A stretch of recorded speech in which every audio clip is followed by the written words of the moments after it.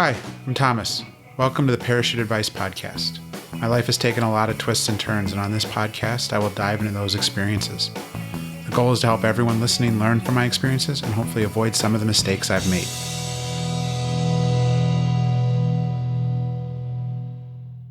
Welcome to today's episode of the Parachute Advice Podcast. I'm your host, Thomas. As I've mentioned in previous episodes, I was a chef for nearly 12 years and used all of the skills that I gained from all of those years as well as going to culinary school to help me through this journey in getting creative in the kitchen. Today we're going to cover some of my favorites for vegetables, starches, and fruits to pair with your main protein source or even as a side to other meals. Let's start with vegetables. Frozen spinach. This is one of my main go-tos. I get it from multiple sources and in many forms. If I'm mixing it into rice, I might use a 12-ounce frozen block. Just open it and toss it into the pot with the water for the rice or the other starter liquid you're going to be cooking your rice in. If I want to portion it out for something like a skillet or a pasta dish, I will buy the bags of chopped spinach and portion those out. The bags are much easier to portion. Frozen broccoli, both large flowerets and chopped. This is another great filler mixed in with a starch like rice, quinoa, or farro. Or a bag of broccoli flowerets, chopped up chicken, and a sauce like Korean barbecue or teriyaki, and you have a quick stir fry. When using pre-made sauces, always measure and watch calories because they can be high in sugar and fats. Frozen chopped kale, mustard, or collard greens. These are like frozen spinach, but have a lot more flavor and a fantastic texture. Again, tossed in skillets, pastas, stir fries, or mix right in with your starch to stretch them out. Rice cauliflower is a great volume-adding food that if cooked right will mimic rice, but don't expect it to be like rice. It's not. A trick I've used here is 1 cup of cooked rice and then 2 cups of rice cauliflower will get you the equivalent of roughly 2 cups of cooked rice for about half the calories of 2 cups of rice. Aldi sells a seasonal version of this designed to mimic stuffing. It's excellent. I will toss in cooked chicken breast for a full meal. Trader Joe's also has a great riced cauliflower fried rice kit in the freezer section as well. Toss in a lean protein and again, a great complete meal. Vegetable melodies are also great for both stir fries or added to broth to make a soup. I will often get a ramen or miso broth. Look in your grocery store's Asian section for some great boxed examples of this style broth. Or just get chicken broth and mix in a bag of vegetable melody and some cooked noodles or rice for a hearty soup dinner.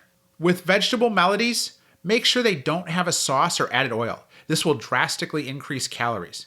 As I keep repeating, read the labels. Aldi dinosaur broccoli tater tot bites, or really any vegetable tater tot. Just don't expect these to taste like tater tots. They're great, but they are not tater tots. This is one where flavor has a big impact on calories, as does who makes them. It depends on how much added oil they have mixed in. I do the Aldi broccoli ones because they are lower calorie than many of the others, including the Aldi sweet potato version. Vegetable melodies with rice already added are also a great way to make a complete meal with some quick protein tossed in. Canned and fresh mushrooms. I personally don't mind canned mushrooms when cooking with them. Plus, I like that they have a great shelf life versus having to worry about using up fresh mushrooms before they go bad. This is a great filler for added earthy, meaty flavor with little calorie impact, like in a stir fry or a breakfast skillet. Meal starters, like frozen chopped onions, green peppers, or bell pepper and onion blend, all are great when making different dinners. These add great flavor and volume without a ton of added calories. About a cup is around 20 to 30 calories. Canned tomatoes like diced fire roasted or Italian seasoned are nice for stews, soups, or rice bakes done in the oven. Just make sure they don't have added sugar. Canned and pickled beets, an acquired taste, but one I enjoy. Beets can be high in natural sugar, so watch the calories, but they're a nice change of pace as a vegetable side or even as a snack. Baby potatoes are an easy side dish. I like to cut them in half, place them cut side down on a cookie sheet with a tablespoon of fat like butter or bacon, roast them at 400 degrees Fahrenheit until cooked through with a crispy bottom and a soft, creamy interior. Sauerkraut makes a great simple side dish with some chicken sausages. Some also are a great source of probiotics. Kimchi. Where do I start? I could eat this by the bowlful as a side every day. I go every few weeks to H Mart to get mine. They have the best selection, from standard Napa cabbage to green onion or daikon radish kimchi. Another great use for kimchi is kimchi fried rice. You can Google a ton of recipes on how to make this, but my fast go-to method is a large nonstick pan, 3 to 5 grams of vegetable oil, or my homemade chili oil, heated to smoking. Toss in leftover white rice, then cook till brown slightly. Add chopped kimchi, any other vegetable of choice, and I like to top mine with 1 or 2 poached or sunny side up eggs, a little chopped seaweed, or wasabi flavored furikake, Japanese rice seasoning. If you have the space left in your daily calorie count, measure out some low-fat mayo to top it. Be sure to measure this because it's an easy way to overdo it with the fat and calories. Finally, like I mentioned several times, I keep very little fresh vegetables around, mainly because I live alone and it's hard at times with my busy schedule to use these up before they go bad. But there are 3 items that I like to keep on hand as fresh vegetables and work well together in multiple ways. They are onions, tomatoes, and cucumbers. Cucumbers are a great low-calorie snack or filler with your meal. I love them sliced with a little nature seasoned seasoning or everything bagel seasoning. Tomatoes sliced with a little salt and pepper are also a great snack. Onions. I use those a lot on my sandwiches. I love that oniony bite when biting into my sandwich.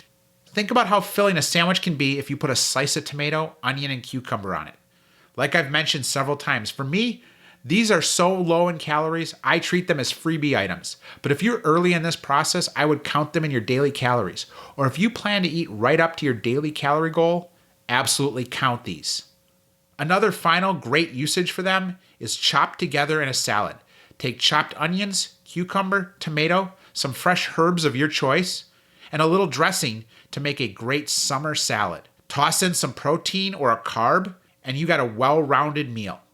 Say some grilled chicken breasts or some cooked chopped shrimp, maybe some cooked quinoa or farro.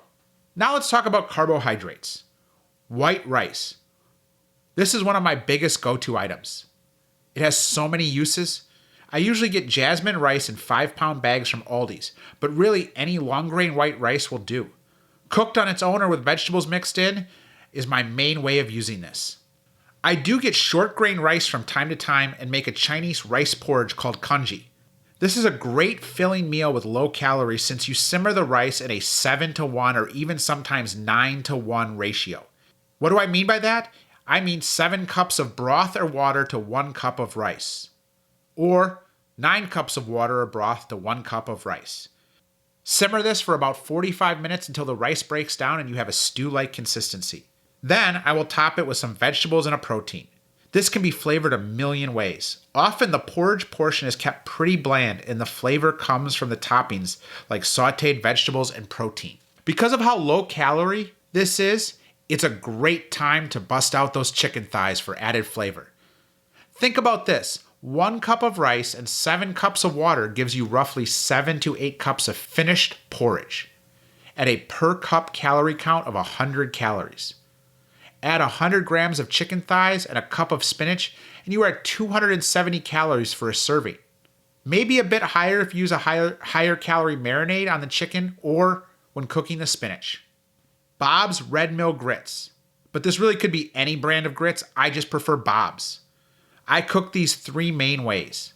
Just 1 cup of grits to 4 cups of water for basic creamy grits with some salt and pepper. At this point, you can switch to the second option, which is to mix in some cheese of your choice to flavor and add creaminess. I use options like blue cheese and a ton of black pepper, but be cautious. This is a lot of added fat and calories. Fat-free cheese for the creamy, cheesy texture, and then some nutritional yeast for added cheesy flavor. Or sometimes I just mix in a few wedges of Laughing Cow cheese for flavor and creaminess. The last way I'll make grits is the basic recipe I mentioned earlier, but mix in frozen chopped vegetables like spinach, broccoli, or kale. Farro. I use this very much like white rice. I will often do half and half. White rice and farro for a side dish to alter the taste and the macros. Farro has more protein than regular white rice. Farro, just like rice, or as I'm going to tell you, quinoa, can also be cooked, cooled, and mixed with fresh vegetables to make a healthy salad to go with proteins like chicken or fish. Now quinoa. This can be used just like farro or rice as well. One important thing that I learned and didn't know is that quinoa must be rinsed thoroughly under cold water for at least 30 seconds before cooking. If not, it can have a soap-like taste after cooking. so remember to rinse it. Dried and canned beans. Depending on what kind you use, this can make a great starchy vegetable or even be considered a protein, especially if you stew and pair your beans with rice. This is a common source of complex protein for vegetarians. I usually cook dried beans in my crock pot. I will use large white beans or pinto beans and then serve this over simple white rice with some vegetables. For a Hispanic-style rice bake, I will use canned black beans mixed with rice, canned tomatoes, some frozen vegetables, and seasoning. This all gets baked in the oven for a great filling dinner with tons of leftovers. One of my favorite recipes for this is from Chef Jean's YouTube channel Food Wishes, and it's called The Best Baked Beans and Rice. Google it. I think you'll like it. This is one of my frequent go-tos. You can always have everything on hand in the pantry and just whip it together in an hour or less for a quick meal prep Sunday. I'll also keep on hand 90-second microwave rice pouches, but watch which ones you get. Calories fluctuate greatly across them. Rice cakes make a great salty snack or used in place of crackers for canned tuna or other proteins to have a quick lunch or light dinner. Healthy Life light bread or Kroger Carb Master low-calorie bread for sandwiches or toast to go with egg white skillets or an omelet. Skinny bagels, which I get from Aldi's, is one of my favorites, with smoked salmon and some sliced red onions and herb-flavored Laughing Cow cheese. 2 skinny bagels, 1 3-ounce package of smoked salmon, and 1 or 2 wedges of cheese spread on the bagels gives you a 360 to 400 calorie lunch or dinner. This is a case where I rarely count the calories for the onions since it's so little. But as I've said repeatedly, if you're early in this journey or taking your daily calories right to the line each and every day, make sure to count them. Fruit. This is one area I'm terrible about, to be honest. I would say 90% of my fruit consumption comes in the form of no sugar added Mott's applesauce pouches. Honestly, I find keeping fresh fruit on hand and not having it go to waste to be very difficult with my busy schedule. On top of that, I was always stressed by what is an apple? What's a pear? I mean, how do I log that? Can I weigh the whole thing? Do I just estimate? Early in the journey, I just found that too stressful. For me, it was easier to just find low-calorie, healthy packaged fruit options for calorie tracking. I will also get pouches from the baby food aisle at the grocery store for vegetables and fruit. But I'll warn you, some taste great, some are not good at all. Another option is freeze-dried fruit.